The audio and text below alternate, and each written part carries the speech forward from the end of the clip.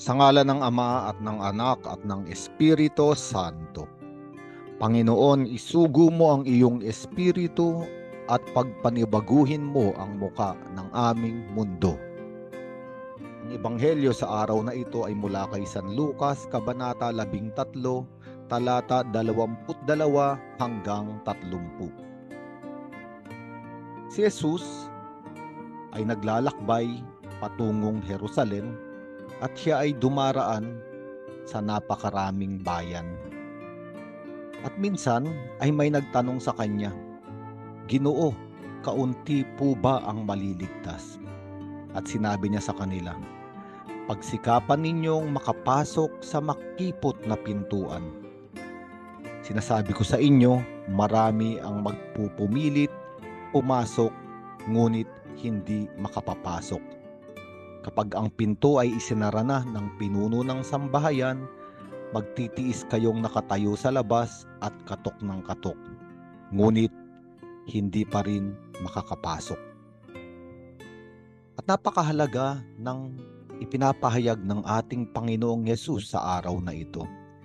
Isang makipot na pintuan patungo sa kaligtasan na kailangang magsara at marami ang maiiwan sa labas, kumatok man ng kumatok ay hindi makapapasok. Ano ba ang makipot na pintuan na ito? Kung pupunta tayo sa Ebanghelyo ni San Mateo doon sa bahagi ng Sermon sa Bundok, sa 7 kabanata, sa 13 talata, sinabi rin ng ating Panginoong Hesukristo roon, "Pumasok kayo sa makipot na pintuan sapagkat maluwang ang pintuan at malapad ang daang papunta sa kapahamakan, at ito ang dinaraanan ng marami. Ngunit makipot ang pintuan at makitid ang daang papunta sa buhay, at kakaunti ang nagdaraan doon."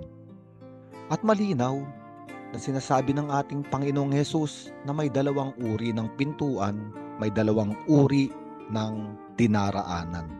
Isang makipot at isang malapad. Isang makitid na daan at isang maluwag na daan.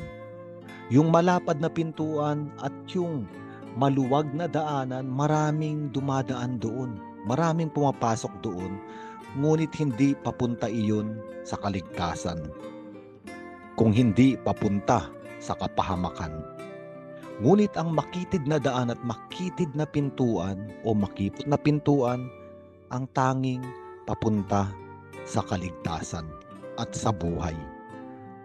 Ano ba ang makitid na pintuan o ang makitid na daanan?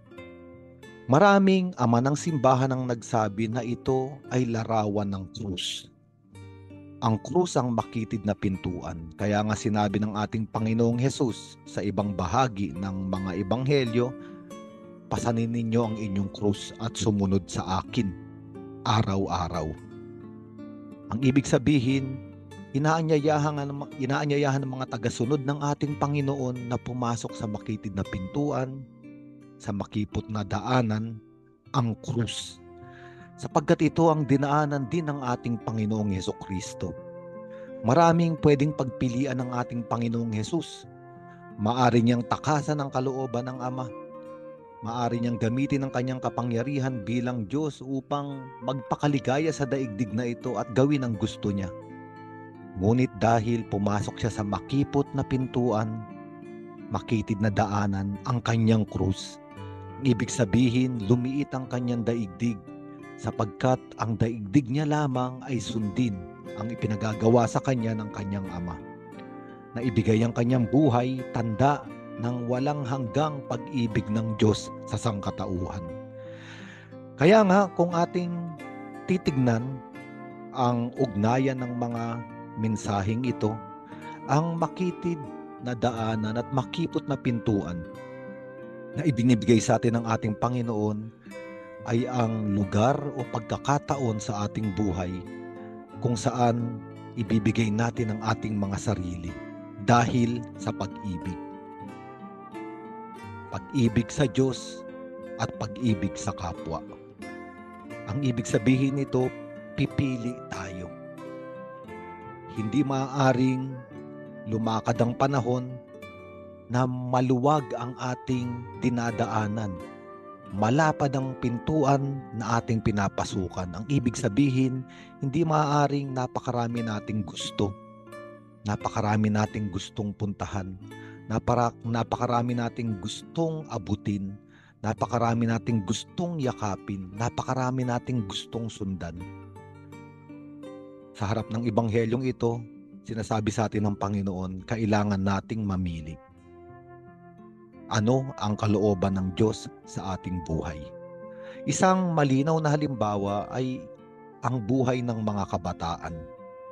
Ang mga kabataan sa kanilang lakas, sa tugatog at katanghalian ng kanilang buhay, sa kanilang talino, sa kanilang kakayanan, napakarami nilang maaaring gawin at pwedeng gawin sa kanilang buhay. Maaari silang pumunta sa napakaraming lugar.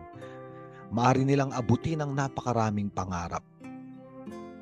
Ngunit isang araw kailangang magdesisyon ng mga kabataan na pumili ng isang misyon at ng isang bukasyon kung saan ilalagay nila ang kanilang buhay, ilalagay nila ang kanilang lakas, at ilalagay nila, ibibigay ang kanilang panahon. At mas malinaw na halimbawa, ang isang kabataan na kailangan pumasok sa sakramento ng kasal. Ito na yung panahon na papasok na siya sa makipot na pintuan kung saan ibibigay niya ang kanyang sarili sa kanyang kabiyak. At sila ay magsisilang ng mga anak.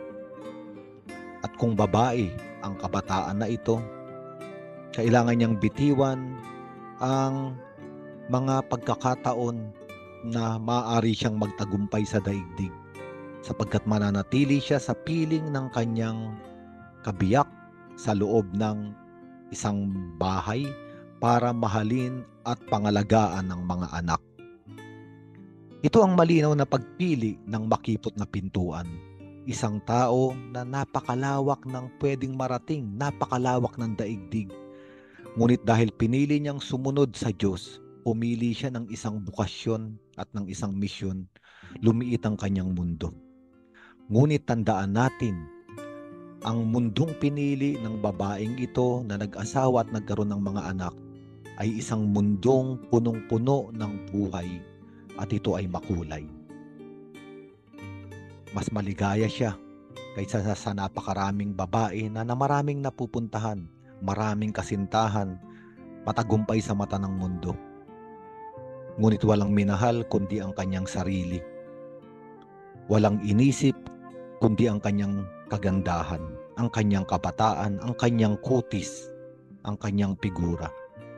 At kung ikukumpara sa isang kabataan na naging asawa at naging ina, maaring totoo na pumupusyaw na at hindi na ganun yung igting ng kanyang kagandahan at kabataan, sapagkat kailangan niyang gumising sa madaling araw para pakainin ng kanyang mga anak, bigyan ng gatas. Gumising ng maaga para asikasuhin ang kanyang asawa.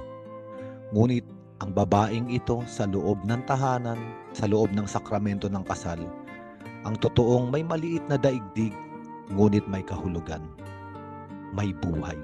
Pumasok siya sa makitid na pintuan, sa makipot na daanan.